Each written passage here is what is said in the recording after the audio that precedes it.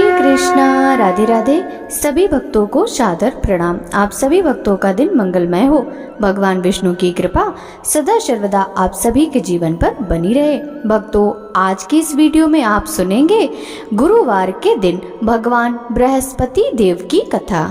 प्राचीन समय में विदर्भ देश में चित्रसेन नामक राजा राज्य करता था। वह बड़ा प्रतापी और दानी था। वह नित्य देवालय मंदिर में दर्शन करने जाता और गुरु एवं साधुओं की सेवा किया करता था। उसके दरवाजे में कोई भी निराश होकर नहीं लौटता था। वह प्रत्येक गुरुवार को व्रत रखकर विष्णु भगवान का पूजन करता था, परंतु ये सब बातें रानी को अच्छी नहीं लगती थी। वह न स्वयं व्रत करती और न किसी को एक पैसा तक दान में देती थी। तब राजा से भी ऐसा करने को मना किया करती थी। एक दिन की बात है कि राजा तो शिकार खेलने वन में गए हुए थे। घर पर रानी व उसकी दासी अकेली थी। उस समय बृहस्पति देव एक साधु का रूप धारण कर राजा के दरवाजे पर भिक्षा मांगने आए। तो रानी कहने लगी, हे साधु महाराज, मैं तो इस दान पुण्य से तंग आ गई हूँ। मुझे तो घर का ही कार्य समाप्त नहीं होता। दान पुण्य के लिए तो पति देव ही बहुत हैं। अब आप इस प्रकार की कृपा करें कि यह सब धन नष्ट हो जावे और मैं आराम से रह सकूं। साधु बोले, हे देवी, धन से तो कोई दुखी नहीं होता, इसको तो सभी चाहते हैं। पापी भी पुत्र की और धन की इच्छा करते हैं। अगर आपके पास धन अधिक है तो भूखे मनुष्यों को भोजन कराओ, प्याव लगवाओ, गरीबों को दान दो, धर्मशाला बनवाओ, कुआं, तालाब आदि का निर्माण कराओ। निर्धन मनुष्यों की कुमारी कन्याओं का विवाह आदि अनेकों यज्ञ आदि धर्म कार्य हैं, जिसके करने से आपके कुल और आपका नाम परलोक में सार्थक होगा। लेकिन रानी इन बातों से खुश न हुई। बोली, हे साधु महाराज, मुझे ऐसे धन की आवश्यकता नहीं जिसे अन्य मनुष्यों को दान दूं तथा जिसको रखने में सारा समय बर्बाद हो।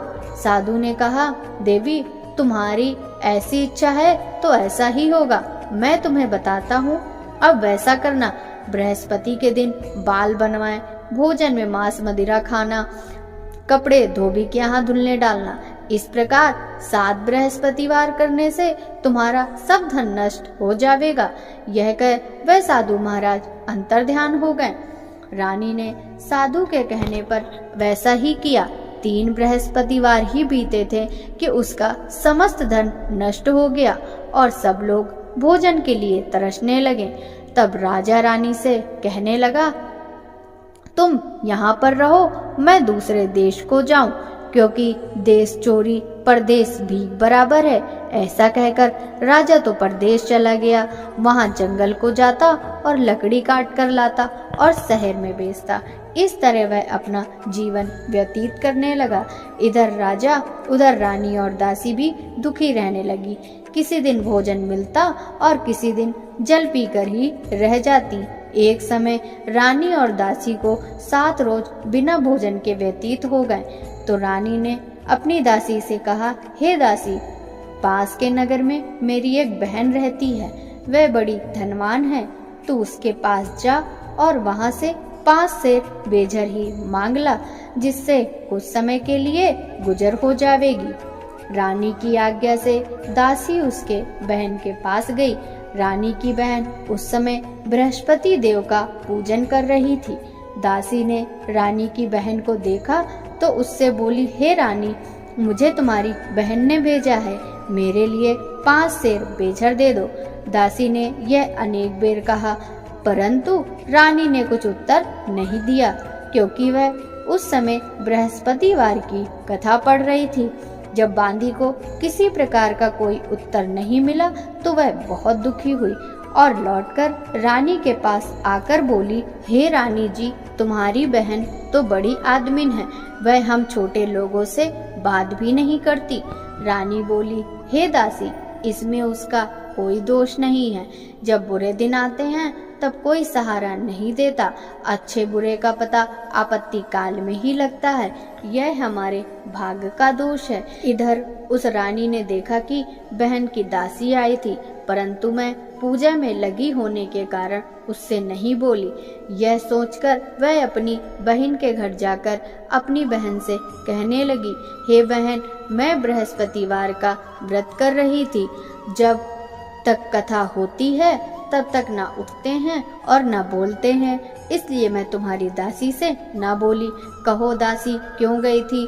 रानी बोली, बहन, हमारे घर में अनाज नहीं था, इस कारण मैंने दासी को तुम्हारे पास से कुछ अनाज लाने के लिए भेजा था। बहन बोली, रानी जी, बृहस्पति भगवान सबकी इच्छाएं पूर्ण करते हैं, देखो शायद तुम्हारे घर में अनाज रखा हो। इस प्रकार के वचन सुन रानी घर के अंदर गई तो उसे एक घड़ा बेचर से भरा हुआ मिल गया। रानी और दासी बहुत खुश हुई।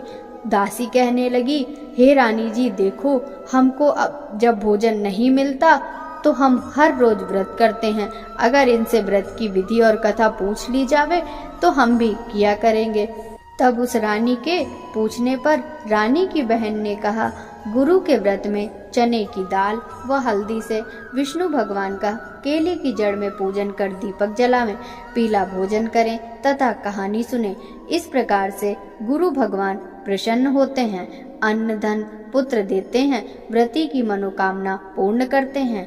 रानी व दासी दोनों ने निश्चय किया कि वे बृहस्पति का व्रत एवं पूजन अवश्य करेंगी। 7 रोज बाद जब बृहस्पतिवार आया तो उन्होंने व्रत रखा। दासी गुड़साल में जाकर चने की दाल व गुड़ बीन लाई और विष्णु भगवान का पूजन किया। अब भोजन पीला कहाँ से आवे, यह सोचकर बेचारी बड़ी दुखी हुई, परंतु उन्होंने व्रत किया था, इस कारण गुरु भगवान प्रसन्न थे। वे 2 थालों में सुंदर पीला भोजन लेकर आए और दासी को देकर बोले, हे दासी, यह तुम्हारे और रानी के लिए है, तुम दोनों करना। दासी बड़ी प्रसन्न हुई और रानी से जाकर बोली, चलो रानी जी, भोजन कर लो। रानी को तो इस विषय में कुछ पता ही नहीं था, इसलिए वह दासी से बोली, तू ही भोजन कर, क्यों तू हमारी व्यर्थ में हंसी उड़ाती है? दासी बोली, एक महात्मा भोजन दे गए हैं। रानी कहने लगी, वह भोजन तेरे लिए ही दे गए हैं, तू ही भोजन कर। दासी ने कहा, वह महात्मा हम दोनों को 2 थालों में भोजन दे गए हैं, इसलिए हम और तुम दोनों ही साथ-साथ भोजन करेंगी। इस प्रकार रानी और बांदी ने गुरु भगवान को नमस्कार कर भोजन ग्रहण किया। उस दिन से रानी और बांदी गुरुवार का व्रत और विष्णु भगवान का पूजन करने लगी। बृहस्पति भगवान की कृपा से रानी और दासी के पास फिर से धन हो गया।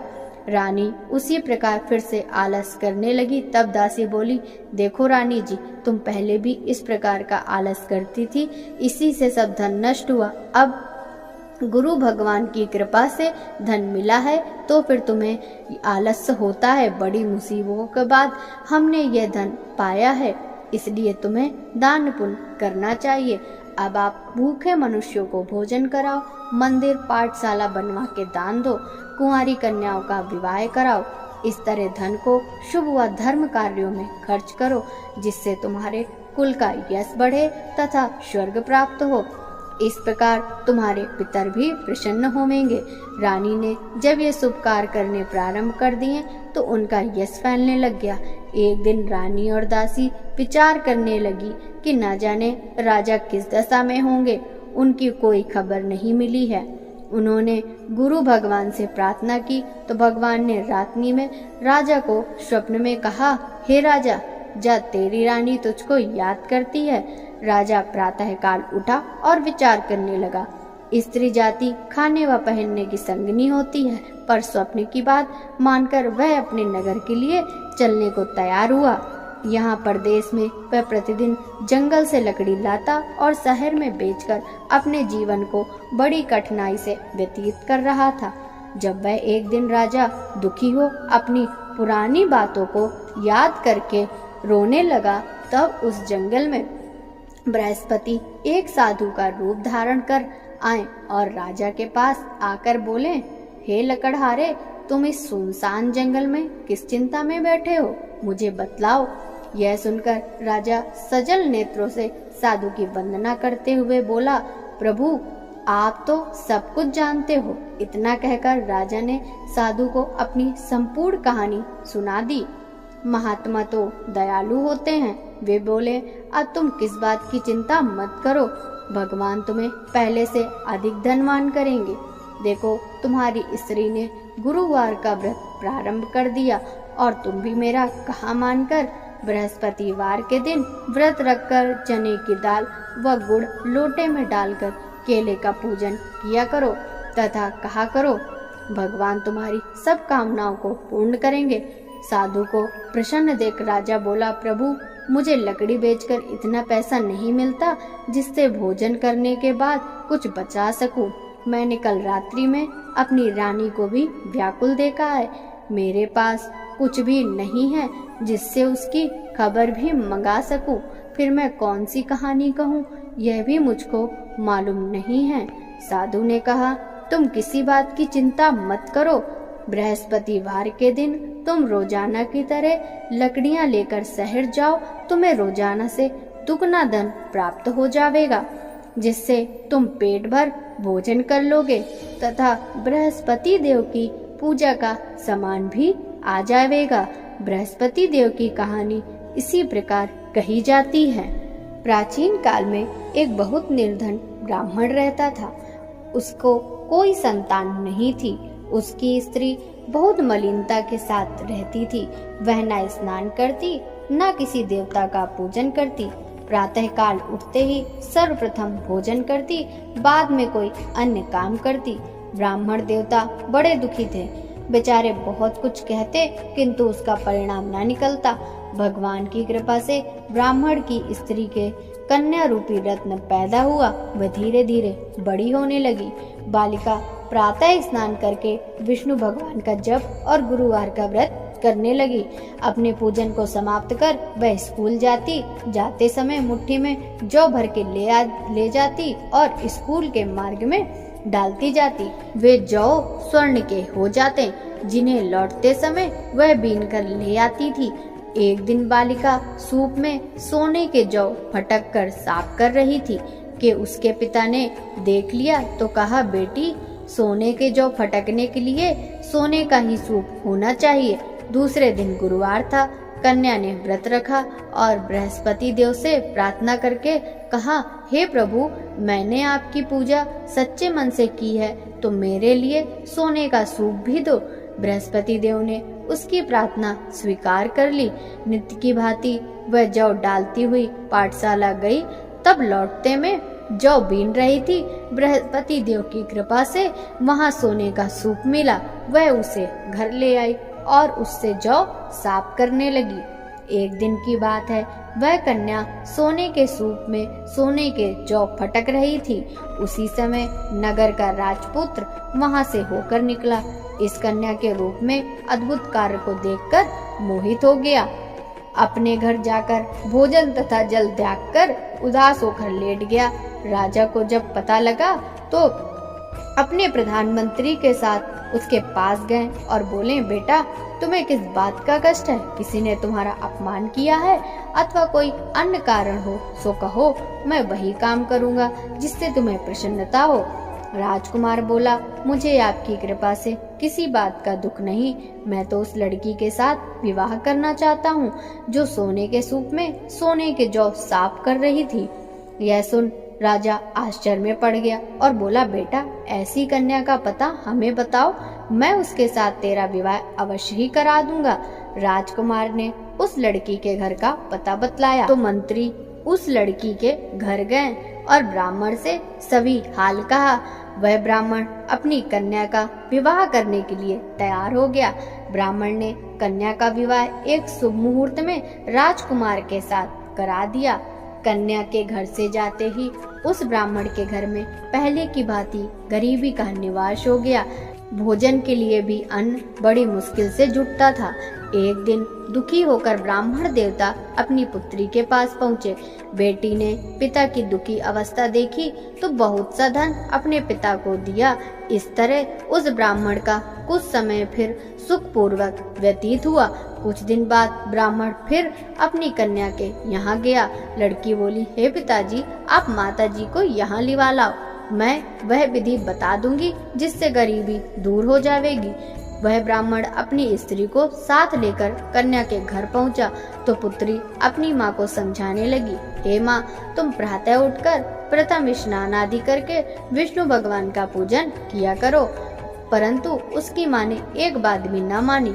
वह प्रातः काल उठकर अपनी पुत्री के बच्चों को जूठन उठाकर खा लेती और उसकी पुत्री पूजन आदि के लिए कहती तो कह देती, मैंने खाना खा लिया है। एक गुरुवार के दिन पुत्री ने रात में कोठरी में खाने का सभी सामान निकाला और अपनी माँ को उसमें बंद कर दिया। प्रातः काल उससे बाहर निकाला तथा स्नान आदि करा के पूजन करवाया। उसके बाद माँ से प्रत्येक गुरुवार को व्रत कराने लगी। इस व्रत के प्रभाव से उसकी अज्ञानता का नाश हो गया। बृहस्पति देव के प्रभाव से वह अपने पति सहित सुख भोग कर अंत में स्वर्ग को गई। इस तरह कथा सुनाकर साधु देवता वहां से लोप हो गए। धीरे धीरे समय व्यतीत होने पर बृहस्पतिवार का दिन आया। राजा जंगल से लकड़ी काटकर शहर बेचने गया। उसे उस दिन रोज से ज्यादा पैसे मिले। राजा ने चने की दाल आदि लाकर व्रत किया। अब तो सभी क्लेश दूर होने लगे, परंतु एक गुरुवार को वह व्रत करना भूल गया।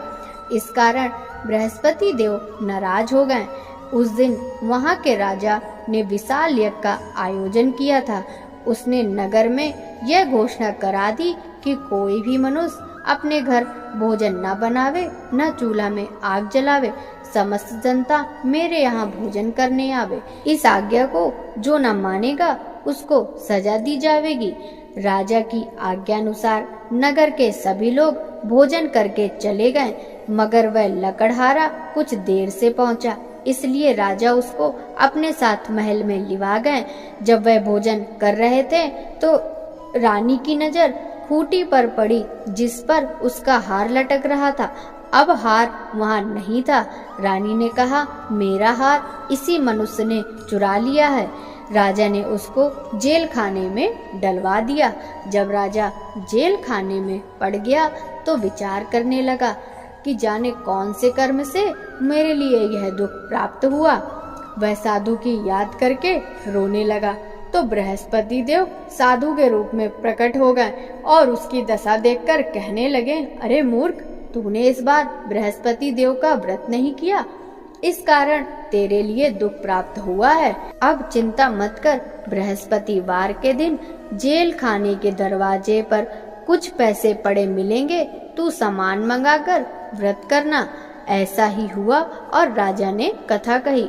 उसी रात्रि को बृहस्पति देव ने उस राजा को स्वप्न में कहा, हे राजा, तुमने जिस आदमी को जेल खाने में बंद किया है वह निर्दोष है, उसे छोड़ देना। रानी का हार तो उसी खूंटी पर लटका है, अगर ऐसा नहीं करेगा तो मैं तेरे राज्य को नष्ट कर दूंगा। राजा प्रातः काल उठा और खूंटी पर हार देखकर लकड़हारे को बुलाकर क्षमा मांगी तथा राजा के योग सुंदर वस्त्र आभूषण देकर उसे विदा किया। अब गुरुदेव की आज्ञा अनुसार राजा अपने नगर को चल दिया। राजा अपने नगर के निकट पहुंचा तो उसे बड़ा आश्चर्य हुआ।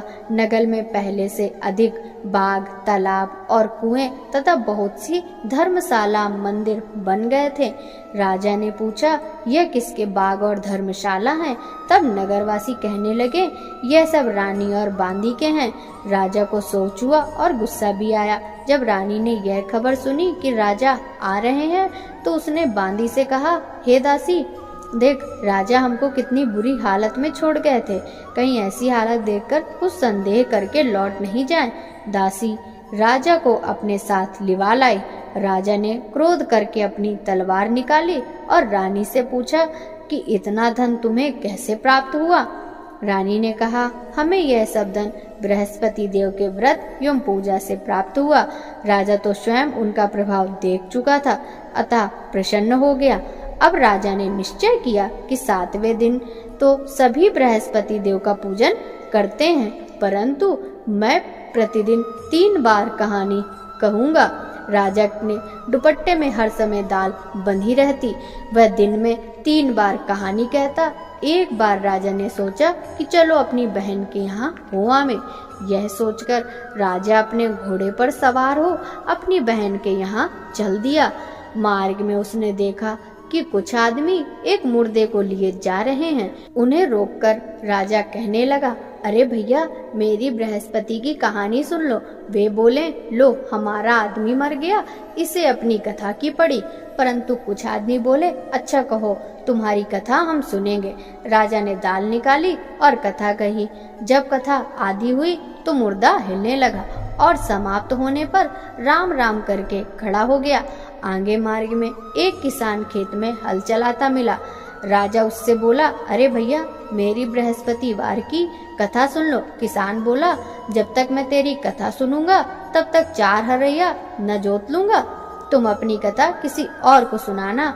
राजा आगे चला, परंतु राजा के हटते ही बैल पछाड़ खाकर गिर गए तथा किसान के पेट में बहुत जोर दर्द होने लगा।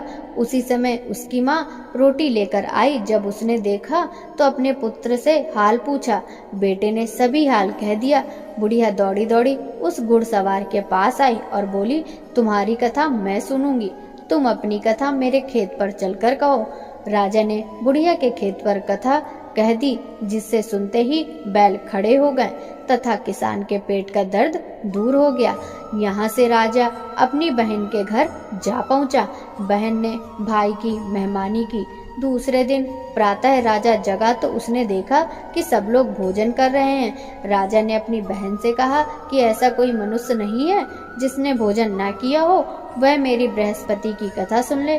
बहन बोली, हे भैया, यहाँ सभी भोजन पहले करते हैं और बाद में अन्य काम करते हैं। अगर कोई पड़ोस में हो तो उसे बुलाकर लाऊं, परंतु वहाँ उसे ऐसा व्यक्ति नहीं मिला जिसने भोजन न किया हो। राजा के फिर से कहने पर वह कुम्हार के घर गई, जिसका लड़का बीमार था। उसे मालूम हुआ कि उसके यहाँ 3 रोज से किसी ने भोजन नहीं किया। रानी ने अपने भाई की कथा सुनने के लिए उनसे कहा। वह तैयार हो गया। राजा ने उसके घर जाकर बृहस्पति की कथा कही, जिसको सुनकर उसका लड़का ठीक हो गया। अब तो सब और राजा और उसके व्रत की प्रशंसा होने लगी। एक दिन राजा ने अपनी बहन से कहा, हे बहन, अब हम अपने घर को जाएंगे, तुम भी तैयार हो जाओ। राजा की बहन ने अपनी सास से कहा। सास बोली, हाँ चली जा, परंतु अपने लड़कों को मत ले जाना, क्योंकि तेरे भाई के संतान नहीं है। बहन ने अपने भैया से कहा, ए भैया, मैं तो चलूंगी, परंतु मेरे साथ कोई बालक नहीं जाएगा। राजा बोला, कोई बालक नहीं जाएगा, तब तुम ही चलकर क्या करोगी? बड़े दुखी मन से राजा अपने नगर को लौटा। राजा ने अपनी रानी से कहा, हम निर्वंशी हैं, हमारा मुंह देखने का धर्म नहीं है। दुखी हो उसने कुछ भोजन आदि भी नहीं किया। रानी बोली, हे प्रभु, बृहस्पति देव ने हमें सब कुछ दिया है, हमें संतान भी अवश्य देंगे। उसी रात को बृहस्पति देव ने राजा को स्वप्न में कहा, हे राजा, अब सोच को त्याग दे, तेरी रानी गर्भ से है। यह सुनकर राजा को बड़ी खुशी हुई। 9वें महीने में उसे पुत्र पैदा हुआ। राजा बोला, हे रानी, स्त्री बिना कहे नहीं रह सकती, इसीलिए मेरी बहन जब बधाई लेकर आवे तो तुम उससे कुछ नहीं कहना। रानी ने सुनकर हाँ कर दी। लेकिन जब राजा की बहन ने यह शुभ समाचार सुना तो बड़ी खुशी से बधाई लेकर भाई के यहाँ आई। तो रानी बोली, मेरी ननंद घोड़ा चढ़कर तो नहीं, गधा चढ़कर आई। राजा की बहन बोली, भाभी, यदि मैं ऐसा न कहती तो तुम्हें संतान कैसे मिलती? बृहस्पति देव ऐसे ही दयालु हैं, अपने भक्तों की मनोकामनाएं पूरी करते हैं। जो सच्चे मन से बृहस्पति देव का व्रत करता एवं कथा पढ़ता है अथवा सुनता है और दूसरों को भी सुनाता है, बृहस्पति देव उसकी सभी इच्छाएं पूर्ण करते हैं। बोलो बृहस्पति देव की जय, विष्णु भगवान की जय। ओम जय बृहस्पति देवा, स्वामी जय बृहस्पति देवा। श्रद्धा भक्ति बढ़ाओ, श्रद्धा भक्ति बढ़ाओ, संतन की सेवा। ओम जय बृहस्पति देवा। पार ब्रह्म परमेश्वर, पार ब्रह्म परमेश्वर, तुम सबके स्वामी। ओम जय बृहस्पति देवा। ज्ञान न जानू ध्यान न जानू, नित्य करूं सेवा। ओम जय बृहस्पति देवा। तुम बिन गुरुदेव न दूजा, आस करूं जिसकी प्रभु, आस करूं जिसकी। मैं अज्ञान अगोचर, तुम फल के देवा। ओम जय बृहस्पति देवा। पार ब्रह्म परमात्मा, तुम हो प्राणपति प्रभु, तुम हो प्राणपति। दर्श दिखाओ मत तरसाओ, चारों फल देवा। ओम जय बृहस्पति देवा। बृहस्पति जी की आरती जो कोई नर गावे प्रभु, जो कोई नर गावे। दर्शन पावे जो ध्यावे, विघ्न कटे देवा। ओम जय बृहस्पति देवा। स्वामी जय बृहस्पति देवा। बोलो विष्णु भगवान की जय।